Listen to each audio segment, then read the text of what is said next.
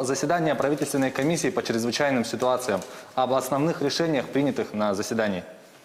Сегодня у нас здесь из Якутска министр по чрезвычайным ситуациям Российской Федерации, генерал армии Евгений Николаевич Зиничев проводил заседание правительственной комиссии Российской Федерации по борьбе с чрезвычайными ситуациями. В том числе первым вопросом был рассмотрен вопрос по борьбе с лесными пожарами на территории Российской Федерации.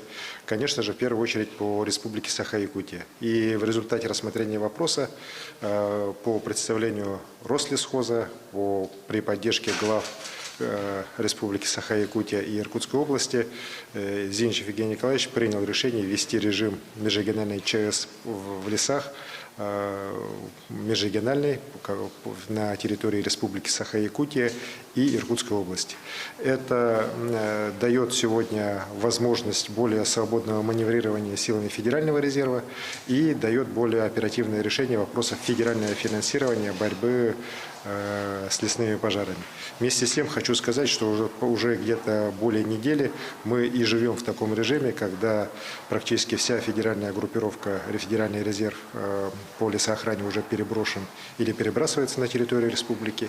И в последние дни уже по прямому поручению президента на территорию Якутии перебрасывается значительная уже группа сил Министерства по чрезвычайным ситуациям. Так, уже 200 спасателей находятся на территории республики. Прибыло еще дополнительно 2 самолета Би-200 сегодня в Мирной. И сегодня уже на территории республики, уже вот сейчас из Нерюнгри взлетели, это вертолет Ми-26 из Хабаровского авиаотряда, который сюда идет, и Ми-8, который идет сюда с Амурской области, которые, конечно же, нам нужны тоже для борьбы с лесными пожарами. В целом, я считаю, что это решение позволяет нам, еще раз говорю, более уверенно смотреть на будущее уже с точки зрения, в том числе, финансового обеспечения борьбы с лесными пожарами. Ну и исходя из этого, какова сегодня общая лесопожарная обстановка у нас в республике? Лесопожарная ситуация со вчерашнего дня существенно не изменилась. Вместе с тем острота ситуации по ряду населенных пунктов, которые вчера у нас присутствовала, несколько спала. Вместе с тем мы по всем 14 населенным пунктам, о которых мы и вчера говорили, сохраняем режим уже полной такой боевой готовности, работы, укрепляем силами дополнительными Министерства чрезвычайных ситуаций, которые к нам в Якутск тоже начинают прибывать.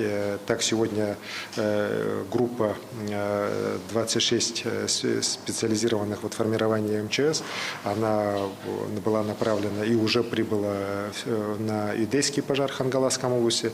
Сейчас буквально уже через несколько часов мы надеемся приземлятся самолеты, которые будут уже из Мирного сюда привозить силы МЧС, которые будут дополнительно направлены на пожары в Намском районе, в Горном районе и на Уселданские пожары. Вот пока такие основные направления.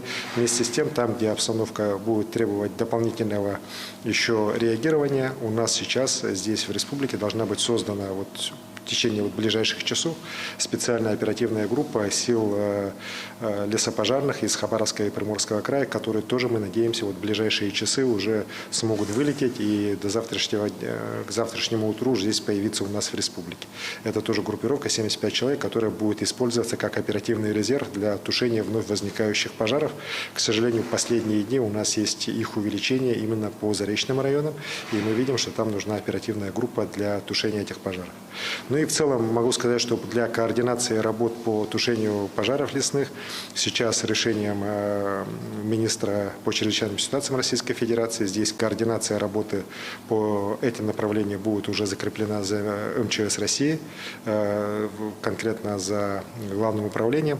Ну и координацию будут проводить руководители МЧС. Вот сейчас Евгений Николаевич Зиничев сам здесь находится.